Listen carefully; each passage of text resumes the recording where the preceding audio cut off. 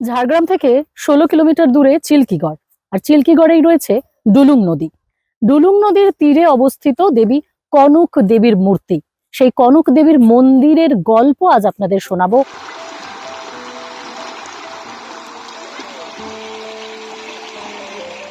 চিল্কিগড়ের সামন্ত রাজা গোপীনাথ সিং তিনি স্বপ্নাদেশ পেয়েছিলেন এই মন্দিরের।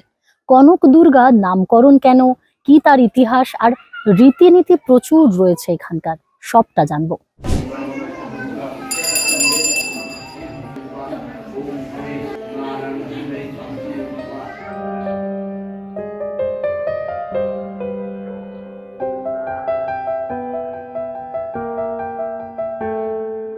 এখানে মায়ের রানীর হাতের কঙ্কনবালা দিয়ে তৈরি বলে কনক দুর্গা নাম। এইখানে যখন স্বপ্ন হয়, স্বপ্নাদিষ্ট দেবী রাজাকে স্বপ্ন হয়েছে, রানীকে স্বপ্ন হয়েছে, তারপরে যে পুরোহিত ছিলেন আমাদের যে পূর্বপুরুষ, আমরা হচ্ছে এই পূজা করছি 7 পুরুষ, আমার বাবাকে নিয়ে 7 পুরুষ, আমাকে নিয়ে 8 পুরুষ। তো বাবাকে নিয়ে এখন চলছে, তো ওই যে 7 পুরুষ আমরা পুজো করছি। আমরা অরিজিনাল হচ্ছে কটকের লোক। এখানে প্রথম ছিলেন ব্রাহ্মণ রাজা বিশ্বরূপ ত্রিপাঠী। ওই পুরানো মন্দিরটা যেটা রিপেয়ারিং হয়েছে ওইটা হচ্ছে তার তৈরি। ওটা 882 সাল বাংলার তৈরি হয়। এখানে তখন উড়িষ্যার আন্ডারে ছিল এগুলো, তখন ভাগাভাগি হয়নি। তখন ওটা ছিল বিষ্ণু মন্দির। যখন রাজা বাহাদুর মারা যান, যে ব্রাহ্মণ রাজা যখন মারা যান, তার রানী যে ছিলেন সে সমমিতা হয়েছিলেন। নদীর ঘাটে একটা পাথর আছে, তিনি কোলে নিয়ে রাজাকে বসলেন আর তার প্রজারাকে বললেন যে আমাকে পাথর চাপা দিয়ে দাও। রানী কোলে নিয়ে বসলেন রাজাকে, রানী কোলে নিয়ে বসতে আর বললেন যে আমাকে পাথর চাপা। সেই পাথর চাপা দিয়ে ওটা সতী হিসাবে পুজো হয় এখনো। শাল পলাশের কুজ কানুন শোভা বাড়াচ্ছে চিল্কিগড়ের অরণ্যের। এর পাশ দিয়ে বয়ে গেছে ডুলুং। ডুলুংয়ের এপারে রয়েছে বনভূমি ঘেরা কনক দুর্গা মন্দির। রয়েছে এক অজানা ইতিহাস আর ঐতিহাসিক গুরুত্ব। ইতিহাস বলে আজ থেকে প্রায় 450 বছর আগে চিল্কিগড়ে মত্তগজ রাজবংশের গোপীনাথ সিং স্বপ্নে এক মাতৃমূর্তি দর্শন করে মায়ের স্বপ্নাদেশের রানীর কঙ্কনবালা দিয়ে মায়ের মূর্তি গড়েছিলেন। ডুলুং নদীর ধারে 1749 খ্রিস্টাব্দে আশ্বিন মাসের শুক্লা সপ্তমী অর্থাৎ শারদীয়া দুর্গা ইন্দ্র সপ্তমীর দিনে দেবীর মূর্তি প্রতিষ্ঠা করেন রাজা। মত্তগজ বংশের পর চিল্কিগড়ে আসেন ধবল দেওসিংহ। তারও আগে ছিলেন ত্রিপাঠী বংশের রাজারা। এরা সকলেই ছিলেন শক্তির উপাসক। এই মন্দিরের মা দুর্গা কিন্তু দশভুজা নন, দেবী এখানে অশ্বারোহিণী, চতুর্ভুজা।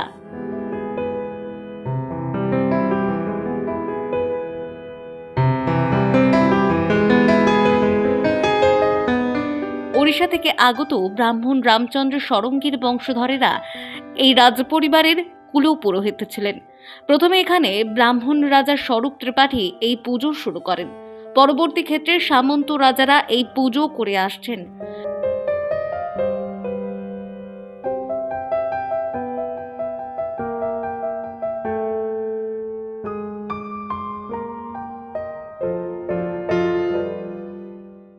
মন্দির ঘিরে রয়েছে নানা জনশ্রুতি। অন্যান্য পুজোর থেকে এখানে নিয়মাবলী খানিক আলাদা। যেমন মাকে অন্নভোগের সঙ্গে অন্যান্য খাবার দেওয়া হয়। প্রতিবার খাবারের শেষে মায়ের জন্য একটি পান দিয়ে মুখ শুদ্ধিও করানো হয়।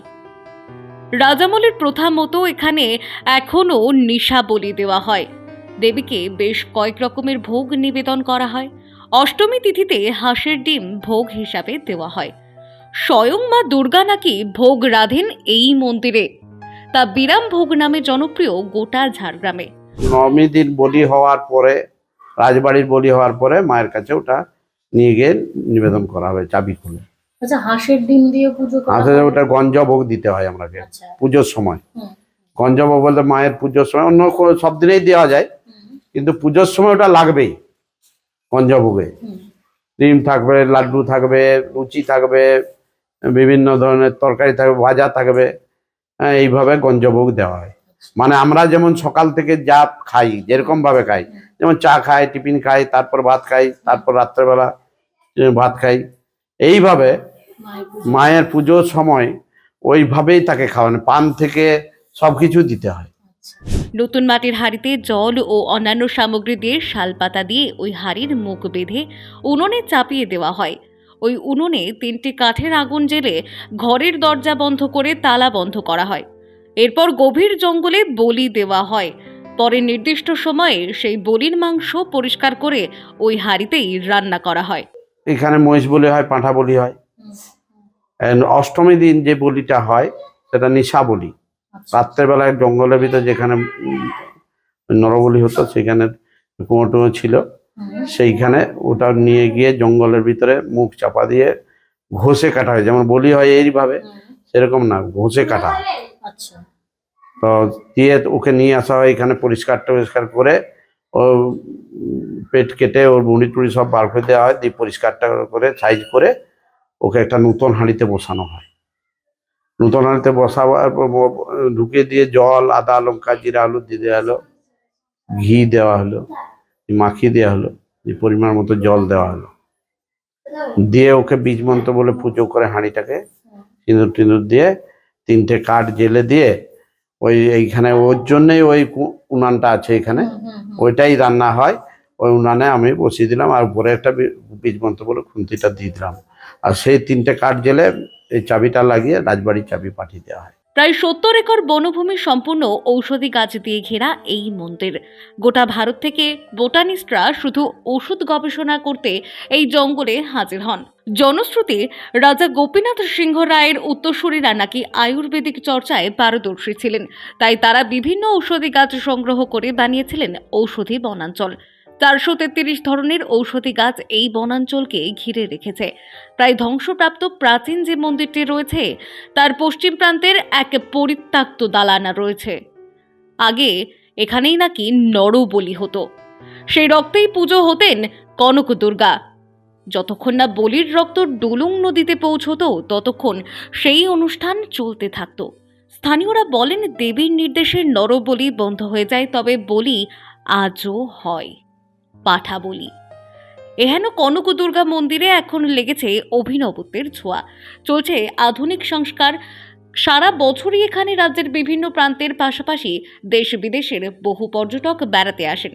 জঙ্গলের মধ্য দিয়ে দুপাশে রেলিং ঘেরা আঁকা বাঁকা কনক্রিটের পথ ধরে মিনিট 10 হেঁটে পৌঁছে যেতে হয় মন্দিরে। বেশ কিছু বিরল প্রজাতির গাছ যেমন পরিপূর্ণতা পায় এই মন্দির, ঠিক তেমনই মন্দির প্রাঙ্গণে দেখা মেলে অনাগত হনুমান, যারা আপন মনে মন্দিরকে নিজেদের স্থায়ী ঠিকানা বানিয়েছে।